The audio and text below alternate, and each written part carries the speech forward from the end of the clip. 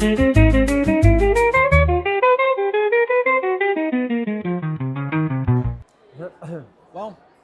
we're here at ILTM São Paulo with Steve Odell.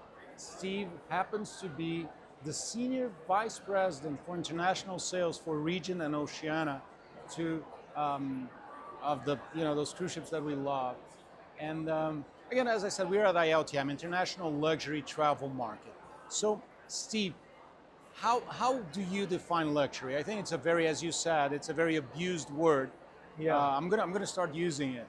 Yeah, So I'd love to hear your definition, how you perceive luxury. Sure. I think you're right. I mean, it is an abused word. Those were your words. I just yeah. And I think a lot of companies are using this word and maybe aren't so qualified to do it. And that was part of how we're thinking through our strategy going forward about how we properly define luxury. You know, and luxury can mean different things to different people. But at the end of the day, how do you define the experience around the product? So we have two products that sit in luxury. We have one, Regent 7 Seas Cruises, which is a totally inclusive proposition where we have fewer guests. We have 750 guests maximum. We have only suites, and we have a fully inclusive tariff, even including shore excursions. So we define that as ultra luxury. And then in the other scale of luxury, we have Oceania Cruises, which I would call luxury by choice. So you still have a very high quality of service, you have the best cuisine at sea, you have smaller rooms, and you have almost like an unwrapped price. So you can choose how you spend your money. So maybe if you like to enjoy wine and drinks, you can buy that as part of your package or not. If you want to go touring and go on excursions, they're optional. So this is a lower priced version of luxury where people by choice can add things in. So that's how we define it. But you know, there's a core thing that runs through all of it: high quality of infrastructure. So the architecture itself of the two ships are modern, tasteful, trending architecture. And then what we deliver inside in terms of the service delivery. You said the two ships. How many ships you have in total? Because I know you're referring to the two companies, but I know that you have several ships in Regent and several ships in Oceania. Yeah. And between the two companies, how many ships you have in total? So I can talk about now, and I can talk about what's coming. So at the Regent brand, let's hear both. Yeah.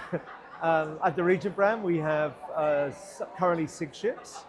And then we're adding 2 more, the Prestige class. And on Regent, they range, what is the maximum capacity of those At the ships? moment, They're fairly small. 750 Right. maximum. Right. But when we go to the next class of ship, the Prestige class, which will come in 26 and 29, the ships will be slightly larger. There'll be 822 passengers. So about 12% more passengers than their predecessors, but 40% bigger. Wow. So there is a trend also towards giving guests more space, and I think so it's that's the ratio square footage. square footage to the number gas. of guests. Right. So this means bigger suites, more public spaces, more choice. In the Oceania brand, we have 7 ships today. They range between 700 guests, 658 guests, and 1,200 guests. So you see again, there are more people in these ships for ships that are not that much bigger, but they are bigger. When we go to the next class of ship, which is called the Quattro class, they will be around 1,200 guests and bigger again. More choices of room types, more bigger suites, but you know, scaling up and really innovating for the future. Because this is another big thing, you know, we rely heavily at the moment in the baby boomer generation, but what we are going to get more and more of as the next few years pass is the Gen X and the millennials. So we are having to plan for the future. So that's a great point, because from past generations, cruise ship has always kind of been related to those monster boats with tons of people. And how are you going to be able to? And I know that just by reducing the the number of clients, you can offer a much more personalized service, which you do. So how are you going to convey that message to attract those Gen Zers that are coming to the market now as new clients? I think you have to look at where our future customers are going to come from. They're certainly going to come from the cruise market. They're probably going to come from the top end of the premium ships, like Celebrity, like the top end of Royal Caribbean, like Princess. They're certainly going to come from there. That's very interesting. So it's your belief that those clients kind of graduate themselves from a lower, let's say a less luxurious experience into looking, but there are no newcomers into the sailing? Or? Well, there are newcomers. I think one category we look at is that that group from the top end of the premium, but we're also looking at land-based travelers as a target as well, because there are a lot of people coming to new to cruise, and we do a lot of work in targeting those through our marketing and through our work with the travel trade. So they are people typically who may go on a multi-generational trip and take a villa or a private yacht or a safari or skiing. I mean, these are travelers that we're heavily targeting with the cruise proposition. And I think particularly since the COVID era, they're easier to target because we can really push up the value for money proposition that a cruise offers. Because a cruise price will include a lot of the extras that people don't get in a land-based and it's pretty much a hassle-free experience. You don't have to deal with check-ins and check-outs. Correct. Yeah. And unpack once. Yeah.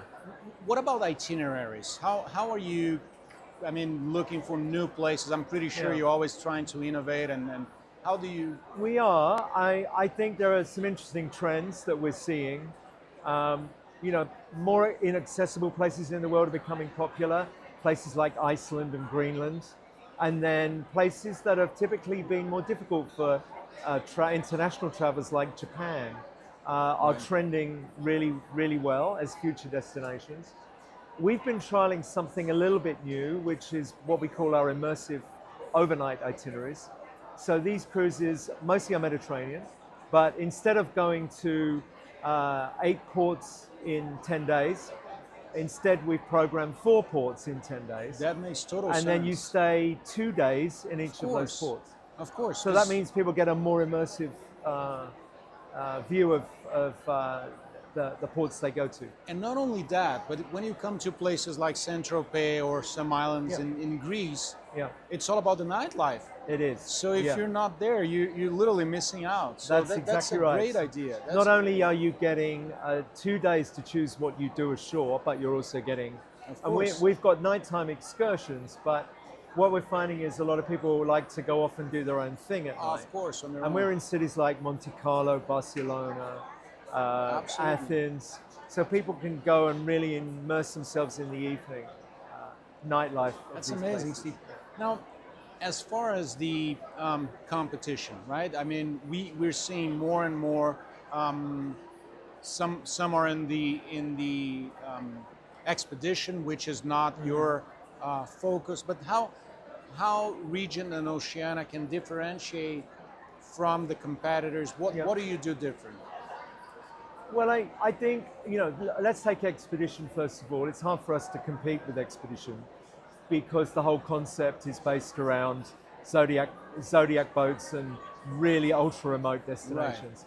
In Antarctica, though, we found that there are a bunch of customers that want to go but are not able or don't want to get into zodiac boats and walk on the ice. So we've introduced some scenic cruising in that region. They sell out. They're super popular for the older generation. So that's something where we've adapted ourselves. But really it's about building itineraries that are attractive for bucket list. People are bucket list travelers. They know what they want to see and what they want to do. So we really push hard on those kind of destinations where we're giving people big cities but smaller ports as well. And then we're also looking at how we can combine cruises that are side by side to give people longer experiences. So, people who are still working or in multi-generational travel might want to go for 7 days, but we also have people who want 14 days and 21 days and longer. Yesterday we launched our world cruise. This is the ultimate trip, of course, but Of course. we launched our world cruise 2028, went on sale yesterday. Overwhelming success on the open day. How many port of calls? Well, this one is 140 days, and it's actually more of a, it leaves from Miami, and it goes all the way around the Pacific and ends in San Francisco. So it's a really intensive Pacific Rim cruise. I don't actually have the number of ports in my head at the moment. But it's been in 140 many. days. We're going to be talking Yeah, and it's really 60 or yeah. And it's really in depth in Australia Right. and New Zealand, which I think, again, is an area where it's bucket list for people, but it's hard to get around to do everything. But on a cruise, you can. So, And you're doing that on Regent or in Oceania? that one's on Regent, and then we have World Cruise with the Vista on Oceania, which is 180 days. 180 days. Yeah. Wow. So these are the ultimate trips. This is a bucket list trip. I mean, not a lot of people can take the time up, but very many can. Yeah. Just so we give an idea, what is the average price point of a trip like that? What would you say? 180 or 140 days, just a ballpark. Don't need to be exact. The entry price is over $100,000 per Okay. person. The Regent Suite is $1.7 million for the suite.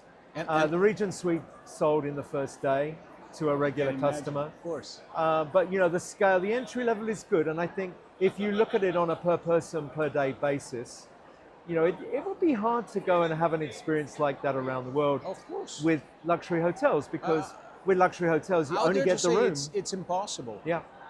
So I mean I totally see the value of a trip like that and how to. Now we talk about the ships. We talk about the growth of the company, what's going to happen.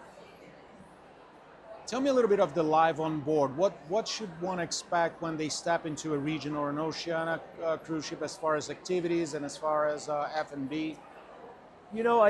I think that the guest mix is very different.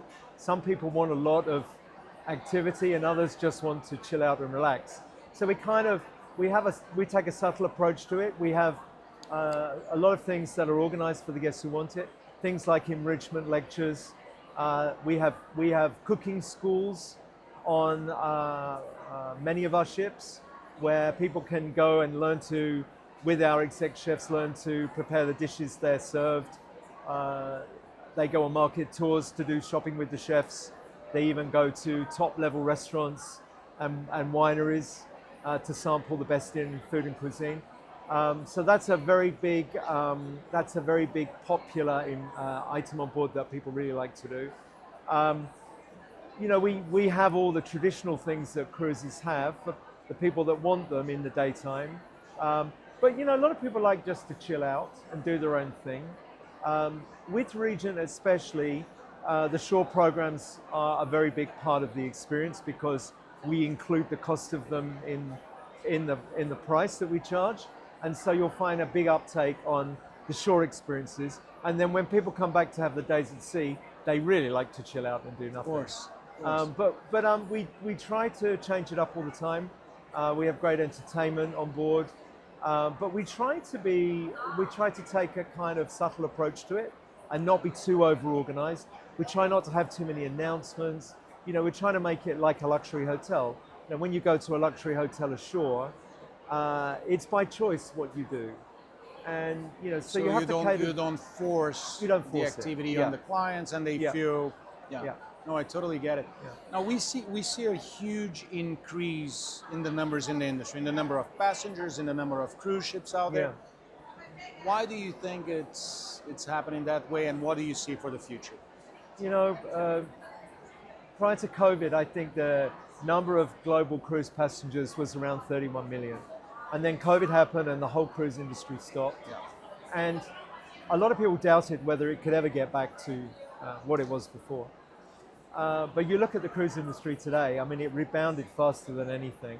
I think this year we're talking about 37 million people taking a cruise of some kind globally, and that figure is projected to be around 41 million for the year 2028. There are 58 cruise ships on order. So it says two things, that customers really enjoy the experience and they want more of it. Investors, including the cruise lines and the banks and the shipyards, are very invested in growing the cruise industry for the future. So I think it's a very vibrant, growing industry that has a lot of confidence about the future. I think where we've got to be very smart is to look at the kind of customers that we have, because 37 million is a big number, but within that there are very different kinds of travelers. Some people want expedition, some people want big ships with water slides, and others want luxury, like they experience in a Mandarin Oriental or an Aman hotel, or these beautiful luxury hotels around the world. So we have to build our products and experiences around customers. We look a lot at hotels and how hotels do things. Who inspires you in the industry? Who you think is going to be, if you were to mimic, if you can say? Well, I mean, you look at looking at service. I mean, as a traveler myself, I really enjoy the luxury hotel experience. We do it a lot.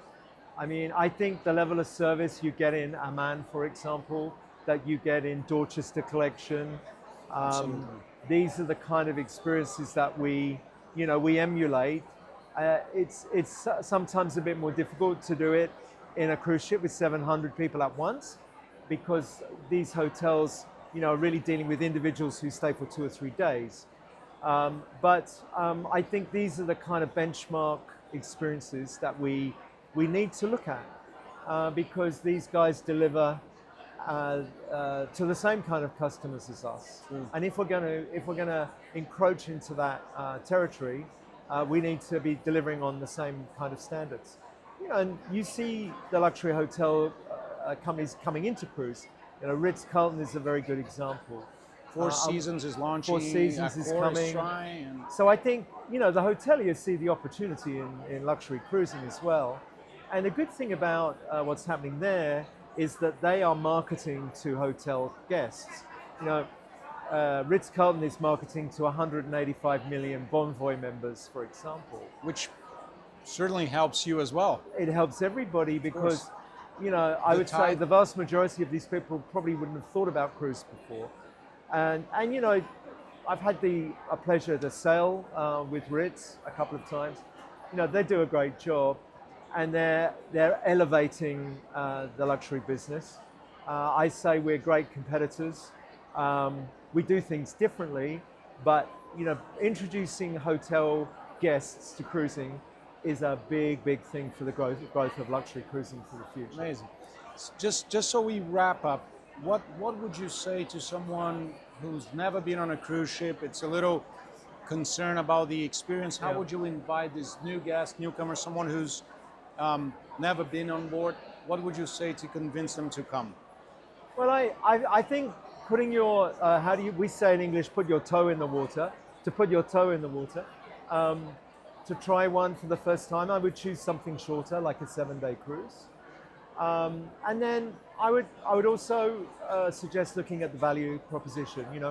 For this price for a cruise, just what do you get included? And then compare that to the value of how that compares on a land-based trip. I would think about the kind of room that you normally stay in a hotel. Is there an equivalent on a cruise ship? Generally now in luxury, you can see like for like. And I think about bucket list destinations that you'd like to go to. And I always say to people, going to the Mediterranean, you can go to, in a 10-day cruise, you can go to 5 countries and have 5 totally different experiences, culturally. And, if you look at, the antiquities, you look at food, you look at wines, you can have 5 different experiences in 10 days. And I think that's the beauty. You unpack once, and then we deliver you each day to a new experience. So you get to do a lot of things in a short space of time. Well, we're waiting for you on board. Thank you so very much for your time. It's such a busy week. Thank you for stopping by and talking to us. Thanks for the I really opportunity to do so. Thank you.